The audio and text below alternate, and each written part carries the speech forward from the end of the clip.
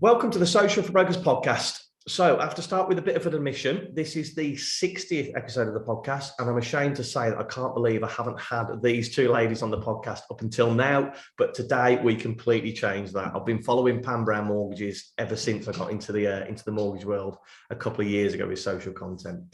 So we have the lovely Pam Brown and her daughter Nina from Pam Brown Mortgages. Pam Brown Mortgages have been going for over 11 years. With Pam at the helm, and Pam has actually been a mortgage broker for 19 years, and Pam was joined by her daughter Nina nearly 3 years ago now, and then Pam's son joined about 18 months ago. So it is very much a family affair, and if you know who these guys are, you probably more than likely do. You'll see that a lot of their social content and the values of the business is all about family, and we'll get into that shortly. So from when everybody joined the company, it's gone from strength to strength, and it is that the family is at the center of everything that they do. They're hugely personal and social. I'm really looking forward to getting into how that helps their business, but how it helps the day-to-day running of the business as well. So ladies, thank you so much for coming on. I know you're really busy. We were just talking beforehand and Pam's like, yeah, I've got an appointment in a bit. So it's kind of squeezing this in. So I do really appreciate you taking the time. So how is business at the minute? How's things going? Very well indeed for both of us, isn't it, Boo? Yeah, very well. Yeah, very well. We've just taken on a new starter, Martin. He's not a Brown, so this is very. Oh, really? No, he's not a Brown. So he started a couple of weeks ago. So no, and business is really good. I'm really proud of how we've just carried on. That's all we do. Stay in our lane and we carry on. We don't try to be any different. We just carry on, which I think is why we're so successful. Over the last, so you've had the company for 11 years. Would you say this last couple of years since COVID has been the busiest that you've ever seen? 100%. Vicky, my PA, every Sunday night sends figures. And so we get to see weekly and monthly figures every Sunday night, but also on the back of them, it shows you our growth in the last 11 years. Mm-hmm. And so I get to see every single month for the last 11 years. And the last 2 years have been our busiest since we've started Pam Brown Mortgages. Wow, and Nina, for yourself, you specialise in the protection areas, don't you, yourself? Have you seen a big uplift in that since COVID? Have a lot more people been much more aware of it? Yeah, I mean 100%. But I started being an actual advisor just as COVID hit, so I didn't necessarily know any different. I mean, I started advising, I think, in the December before, obviously, then the February, March, obviously everything then happened. So in terms of differences, I don't really know any different, to be honest. You just know being really busy, working every hour that God sends, yeah. I'd love to we'll get into this as we go through the podcast, but how you generate leads online, because that is, as we all know, I've never done the job that you guys do, but I know protection is one of the most lucrative from a business sense, of course, but it's all about helping people. It's how you get people to come to you, because it's a really touchy subject, especially to talk about on social, isn't it? Yeah, no, 100%. But I think if you're portrayed in a certain way, then obviously people just trust you. Mm-hmm. And at the end of the day, people don't buy the policies, they buy into you and they buy into the advisor. So exactly. Okay, right. So if we get a bit of a background to you both, please. Pam, could we start with yourself? Give us a bit of background, not from the day you left school, but just in the mortgage, because I do this and people are like, right, so I push trolleys at Asda, and it's interesting to know. In 1990, so I was a recruitment consultant before I became a mortgage. I had my own recruitment business, and then 9/11 happened and I had staff in the States. So I decided to close up completely and literally overnight become a mortgage broker. So what's that? 2000 and when was that? 2001, wasn't it? 9/11? Yeah. So I've been a mortgage broker for a long time, and I never wanted to leave my children. So I always wanted to work part-time, be a full-time mum. They never went into childcare or anything like that. So I worked from my kitchen table until Nina and Joe got old enough for me to be able to get an office, which was only 8 years ago. I had an office. So all that time I worked from home and worked till 2, 3 in the morning doing a Santander or Halifax application. And then, so it's grown and grown from very organically. We've never paid for leads. We've never done anything. Everything has always been from my first client, who I still have, and grown like that. Everything has just been referrals. That'll be really interesting to ask you the strategy question at the end then, to start, if you were to start again. So you started the trend of home office working then, didn't you, all those years ago? Do you know what? Nobody around me did it. because and I don't think that when I first came into this industry, there was a couple of women in our office, but you go to the events and they're full of men. And I remember going into an event, and I said this the other day to somebody, and I went with my husband, and someone tapped him on the shoulder and said, "Oh, thanks so much for the business," and thought I was his PA. Because I was the woman and he was the man. You could only imagine my face. And I was like, if you looked at the name tag, you'd have known it was me. But no, so that just goes to show the difference to now, how women are growing in this business. And to me, when I wanted Nina to come over, I wanted Nina to be able to do the same for her. And when she has a baby, the baby can come in here. We've got a 3-story building that I can help. We can all sit here and the baby could just be part of Pam Brown Mortgages, because I wanted her to have a career that paid a lot of money, that she enjoyed, and that we could be a family still. So this is what I've always wanted. I've always wanted my children next to me in Pam Brown Mortgages. That's lovely. It's great that you set up the business for that. And this is an interesting conversation. It's probably something that I hadn't thought we were going to go down this route. But talking about women in the industry, you've seen, Pam, back in the day, you were going to events and it was all men. Have you seen the same thing, Nina, or do you see it as a 50-50 split, male and female in the industry? What do you think to it? Mostly men. I mean, to be fair, obviously I spent 2 years having no events, so I didn't necessarily meet anyone. So I've only had the last 6 months really of going to these sort of events. I mean, obviously a few weeks ago we had the Women in Protection Awards and the conference. So obviously that was lovely because it was mainly women, but that's only mainly women because it is a conference and awards on women. So the typical events, no, it's 100% still. How do you think to kind of break that bias? This is an interesting conversation now. How do you think we break the bias in the financial services industry that it's is it okay for women to be in this industry? Is it because people are afraid to come into the industry? What do you think it is? I think women are better. So sorry, you're a man, but I think women are better at doing 2 things at once. So I think you can be a mum and you can work part-time and earn a decent salary. And I think you don't have to be, you look us now, we're on a Zoom. You don't have to see somebody anymore. You could be in, there's many a conversation Nina and I've had with people when we've been on holiday. We can be anywhere in the Caribbean. If someone wants to Zoom, you can Zoom. It doesn't mean anything. It just means that you can do 2 things at once. And I think that women are always belittled that they're mothers. So, oh God, we don't want to employ a mum. But to me, that means that she's got her ducks in a row. It means that she's exactly what she's doing. She's going to be more organised, blah, blah, blah, blah. That's how I see it. So, and also, especially for Nina's position, if you've had a child, you tend to think about mortality. Do you know what I mean? You tend to think about what would happen. So I think that for Nina, I think that you probably sell more protection with women next to you, don't you? Yeah. Because it's a question that if someone's had a child, they're very concerned about, rather than the man thinking about it, if that makes sense. 100, definitely. I was listening to Karen Brady on Stephen Bartlett's podcast. I'm still waiting for the invite on that one, to be honest. So are we. But she was talking, it's really interesting that when she's running the business, everybody will ask her, how do you do it with the kids? Yet her husband running a business, they never ask, how do you do it with kids? And I think that's a mindset that does need to change, doesn't it? And in the financial services industry, I think it'd be lovely, and I'm sure you two will be definitely up for this. If there are any ladies that are listening to this that are thinking of getting into the industry, your inbox would always be open to talk about how and it's strange, I have this conversation with my husband all the time. My son has Crohn's disease, which I know you know, and we've spent several years in and out of hospital, and he's never had a day off, other than when he was really ill in hospital, as in almost dying. Other than that, other than the period, which was dreadful for all of us as a family, Tony's never taken him to a hospital appointment. He's never had a day off school with him. He's never done anything like that. If Nina was ill, it was always me. And I carried on working from home. So I think that's a really big thing for a woman to be able to, my son would be lying on the sofa or in a hospital bed, and I would be sitting there typing next to him. And I think that's a really good thing for a mother that doesn't want to leave her children. You can do this job. It's bloody brilliant to be able to. This has just given us so much more flexibility now, hasn't it, with COVID? Yeah. I don't know, it's talking about fast forwarding technology and everything, but it's much more acceptable, as you said, to do a Zoom call like this compared to having to meet in person. So. And I think you also have to remember, just stay in your lane. It's really easy for a man who runs a business, who has no children, or who has no wife, or whose wife looks after the child and cooks every night. then that's great for them, but you can't compare yourself to them.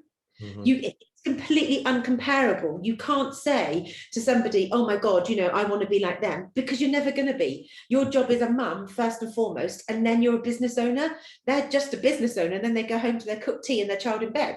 It's a completely different scenario for a woman to do this. So anyone that wants to have a talk to me about bringing up a child and working, my inbox is 100% always open. And that's your plan, obviously, Nina. You've seen your mom do it, where you can have a life and a business you can have a life with children and a business at the same time. It must have been great to see that growing up. Yeah, no, 100%. It's definitely one of the main reasons why I wanted this job, because obviously when I do have children, I can't remember a time where my mum didn't obviously take us to school, pick us up. I was always on my phone. Always on my phone. BlackBerry, was it a BlackBerry? So here's one for you. Working as a family, you all work as a family, and we see on social media everyone gets on. Is it as nice as that in the office, or do you all have arguments? There's got to be some arguments in there. I'm amazed, because honestly, her and her brother, so Martin, the new starter, finds it hilarious that them two bicker all day, but they're surgically attached.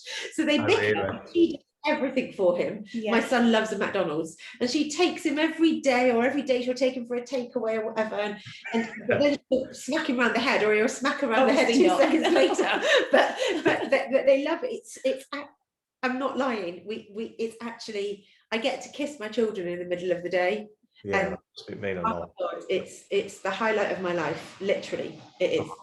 And it's a big thing for you, family values, and I want to talk about kind of how you generate leads and where your leads come from. We were talking on the podcast, beforehand, about how a lot of yours is referrals. Is it because people buy into that family value that you offer to people?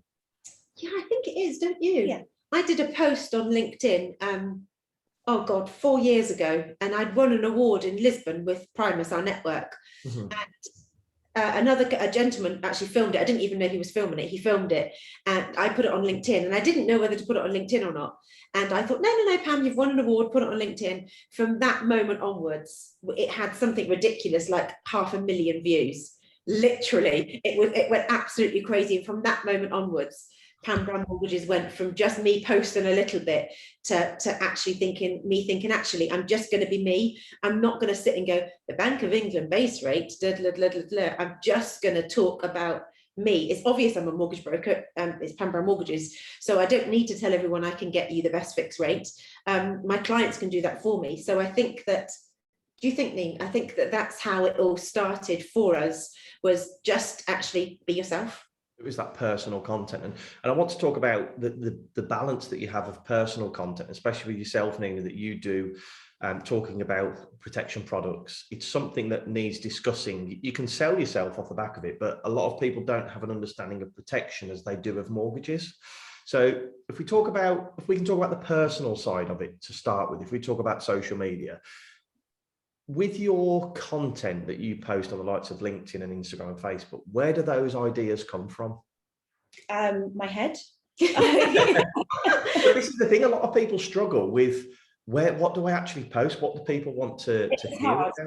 No, it is definitely hard to come up with new ideas every couple of days. But I think that's why there's such a mixture on my LinkedIn and Instagram. It's a mixture of all the things that people actually need to know about in terms of insurances, but then also just getting to know me and this business.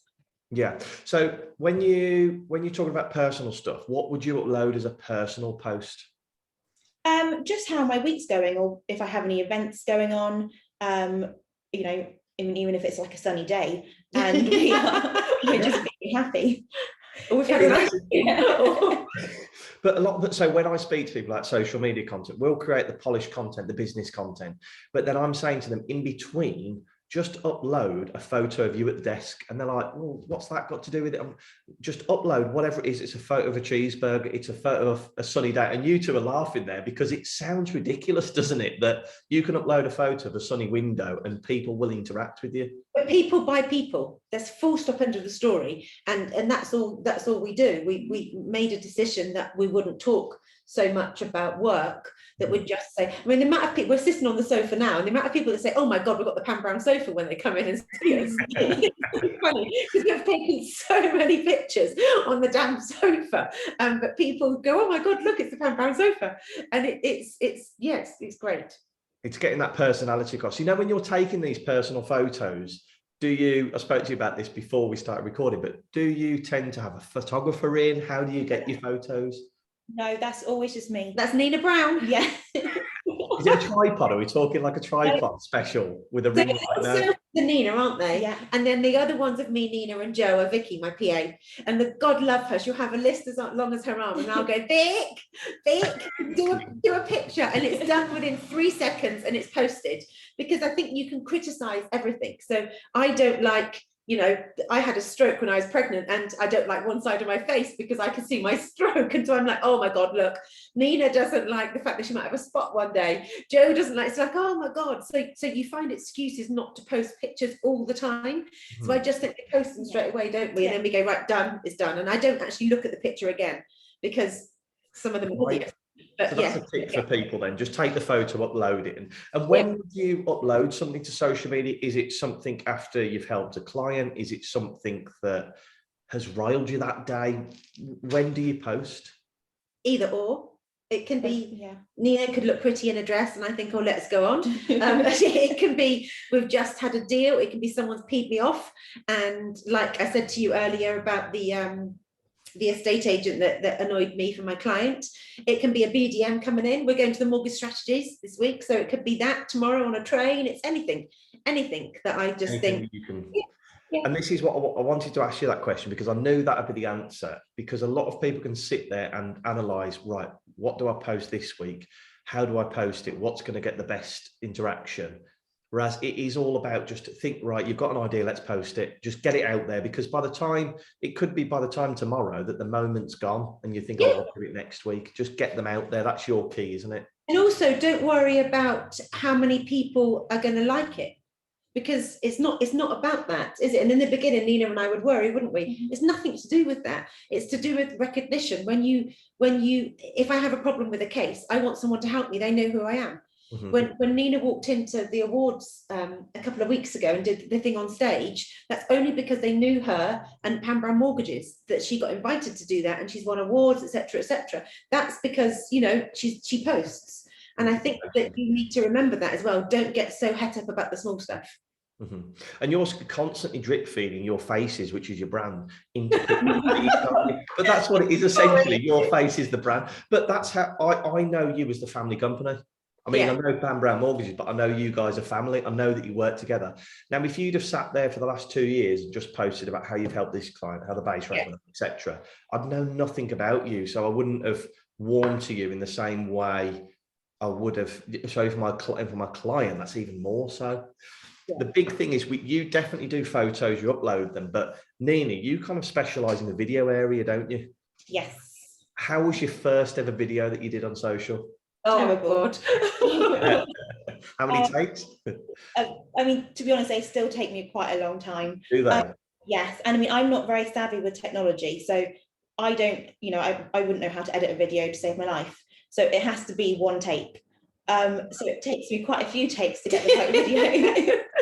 I get to the end and mess one word up and go, oh, I'm going to do it all again. So annoying. But no, the first video was terrifying. I mean, they're still terrifying, but you're putting yourself out there, and that's never nice to put yourself out there. But you just get used to it.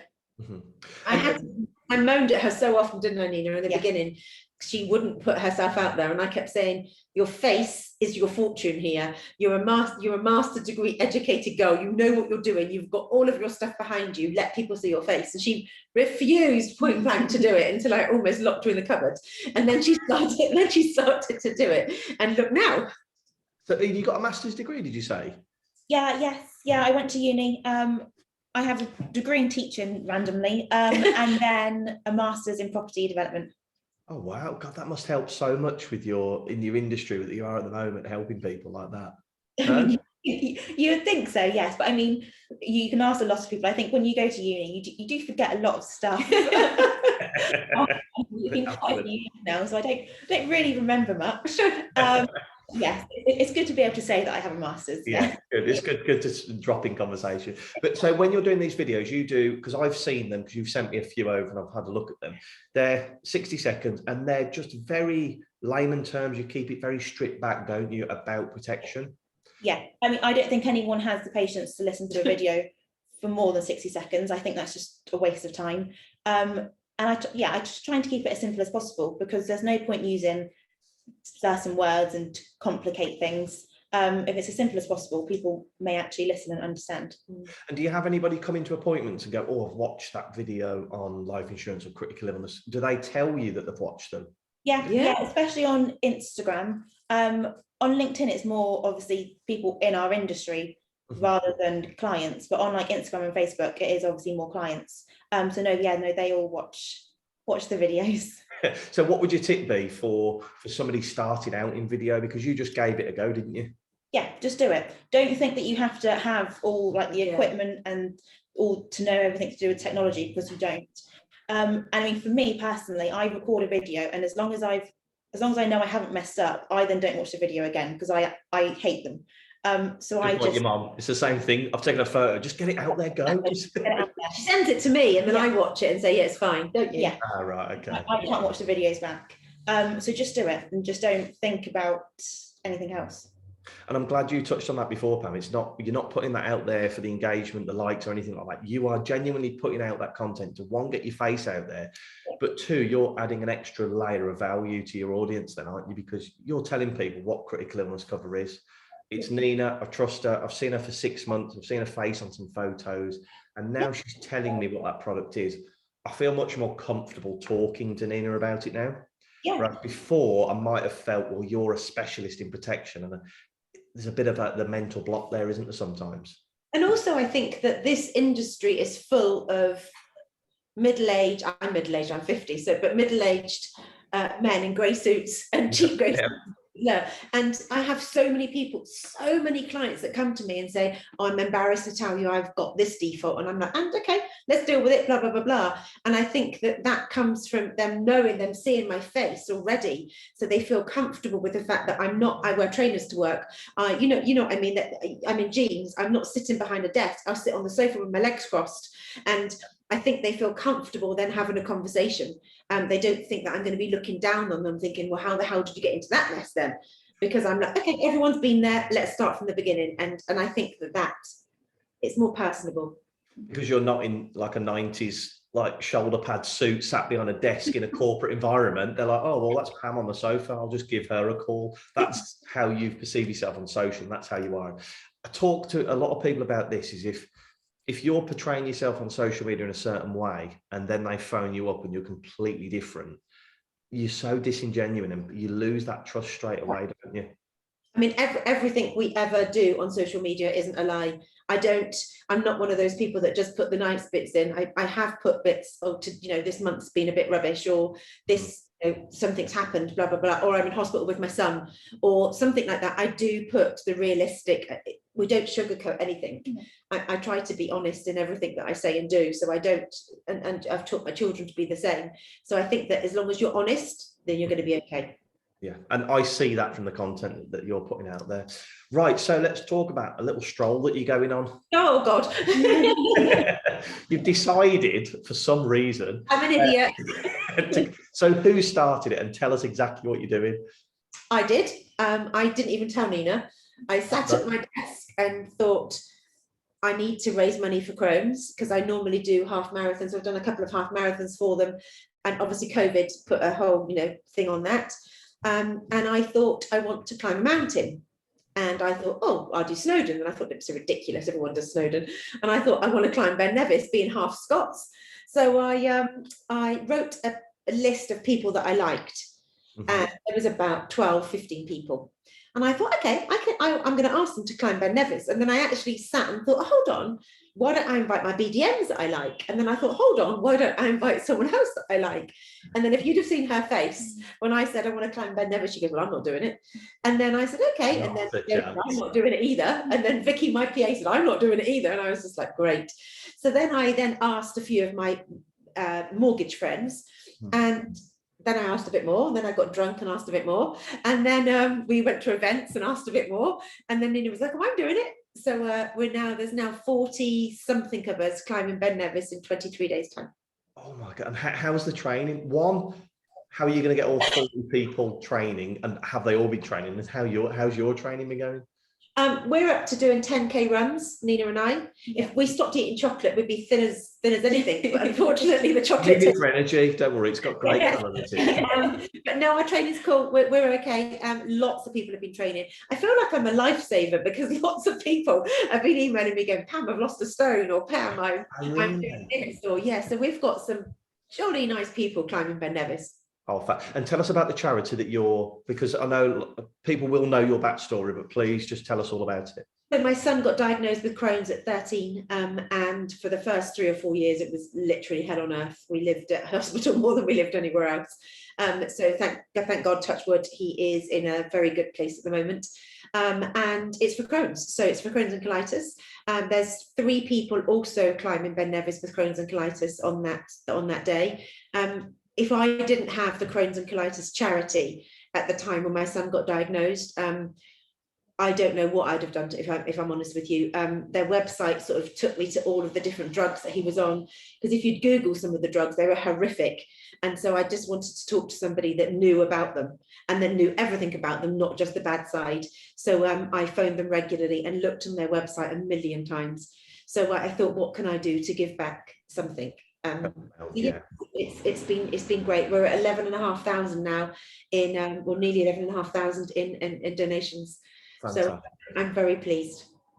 And the way that going back to how you portray your business on social, you push this a lot on LinkedIn because of the BDMs, because you're using their audience. And I talk about something that's like a brand anchor almost, that my brand anchor is tea, that everybody knows me for tea. And this has almost become your thing, that you're doing with the BDMs and you're known in the industry for raising this money. I am. I'm proud of that.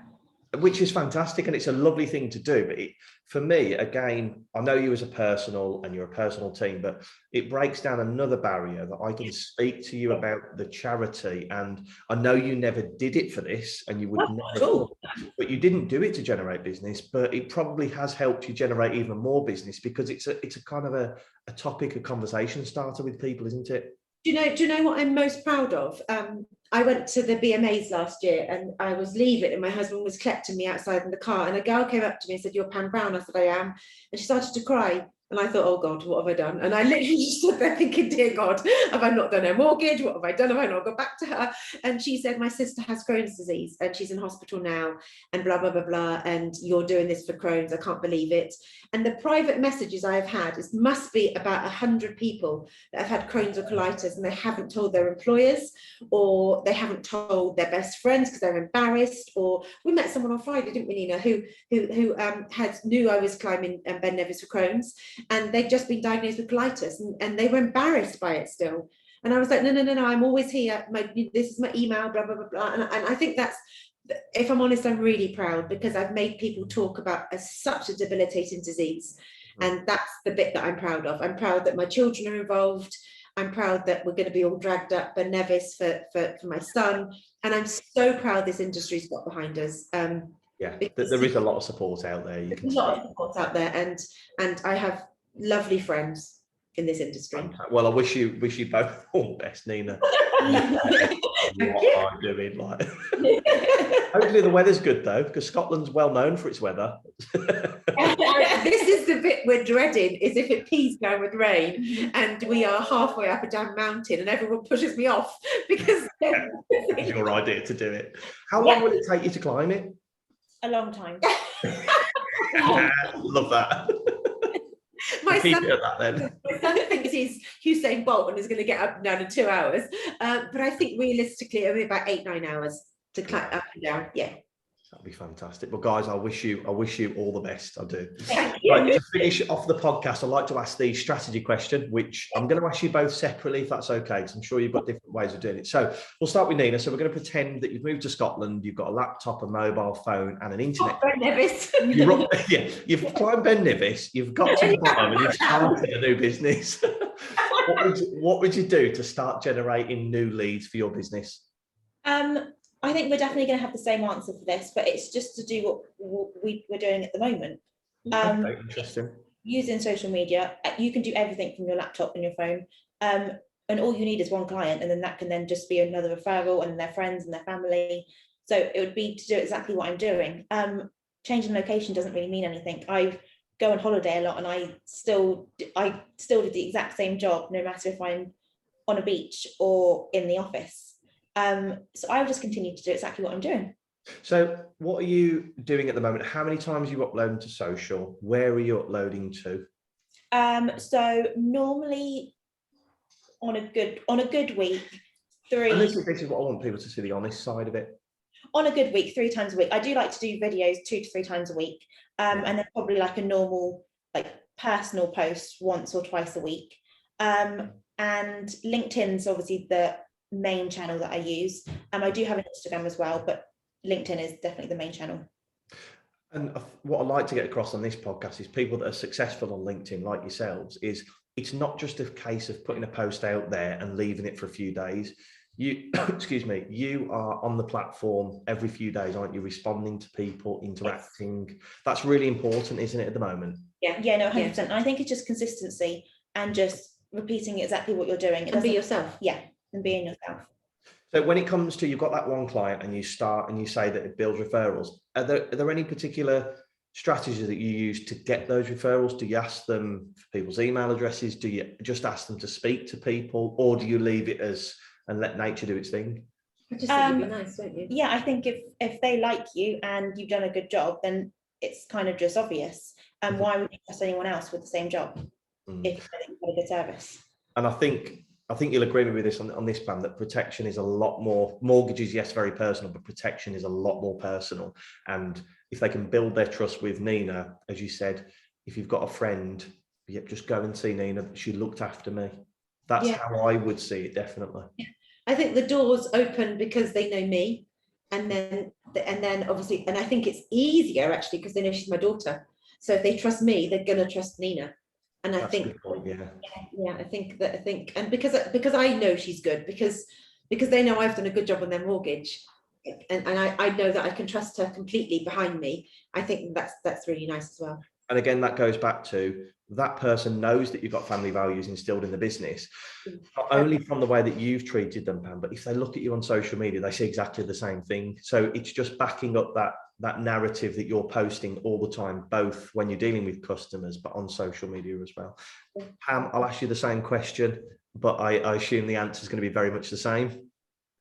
I think there's a line I say in my head, and Nina will probably know this line that I say in my head: treat your first like your last and your last like your first. And I think that is so good, because if you get complacent in this business and think, oh, the leads are going to come in tomorrow, blah, blah, blah, blah. I don't care if someone's mortgage is 27,000 or 970,000. Everyone gets treated the same in my office. And I think that's how you have to treat the cleaner the same as you treat the CEO. And I think if you don't treat the cleaner the same as the CEO, then I wouldn't want to deal with that person. And I think that we have lots of foreign people in Bicester from all over Europe. And I think that lots of other brokers just think, oh God, here we go. I don't. I think I try to remember a word in their language so they feel comfortable. I try to do something like that so everyone feels comfortable. Nobody feels, oh God, Pam doesn't want to see me because X, Y, and Z. And I try to treat everybody equally. And I think that if that happens, then that's a good footstep. You talking about the language, that's really interesting. It's a great way. And in my head, then I'm thinking of you sitting on the sofa.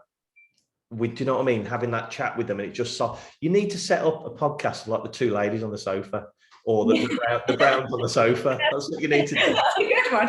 Today's podcast is Pam and Nina on the sofa again. You two, just a couple of glasses of wine, getting sloshed, and just have a chat with people.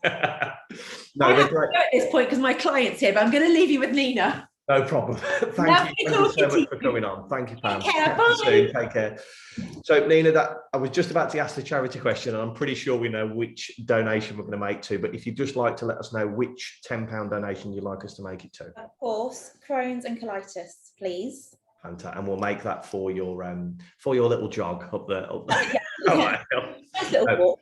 Very best of luck with that. I'm sure you'll absolutely smash it. And as I said, I'm sure Pam and Nina would love to chat to any mortgage broker or protection broker that's thinking about getting into the industry, but specifically women. If you are sat there thinking it's a daunting industry, there's nobody there, and they think it's a cutthroat industry, I hope that this has shown that these ladies prove all of those stigmas wrong with this industry. You're there to chat to anybody, aren't you, Nina?